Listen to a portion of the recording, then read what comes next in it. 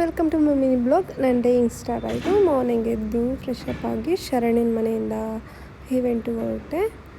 And ನನಗೆ ಮಿಕ್ಕಿ ಬಾಯ್ ಹೇಳ್ತಾ ಇದ್ದಾನೆ ನೋಡಿ ಅಲ್ಲಿ. ಮತ್ತು ಅವ್ರ ಮನೆ ತುಂಬ ಗಿಡಗಳು ಹಾಕಿದ್ದಾರೆ, ಎಷ್ಟು ಚೆನ್ನಾಗಿದೆ ಗೊತ್ತಾ. ಅದಾದಮೇಲೆ ಅಂಕಲ್ ನನಗೆ ಡ್ರಾಪ್ ಮಾಡಿಕೊಟ್ರು, ಶರಣ್ಯವ್ರ ಅಪ್ಪ. ಆ್ಯಂಡ್ ಆಲ್ರೆಡಿ ಟೈಮ್ ಆಗಿತ್ತು, ಸೊ ಬೇಗ ಹೋದೆ. ಅಲ್ಲಿ ಒಳಗಡೆ ಹೋಗಿ ನನಗೆ ಬ್ರೈಡ್ ಸಿಸ್ಟರ್ ಆ್ಯಂಡ್ ಬ್ರೈಡ್ ಮಾಮ್ದು sari draping and hair style ಇತ್ತು. ಕಂಪ್ಲೀಟಾಗಿ ಅವರಿಬ್ಬರೂ ರೆಡಿ ಮಾಡಿ ಅವ್ರ ಮಾಮ್ ಹೊರಟ್ಬಿಟ್ರು. ಸೊ ಅವ್ರದ್ದು ಹೇರ್ ಪಿಕ್ ತೊಗೊಳಕ್ಕಾಗಲಿಲ್ಲ.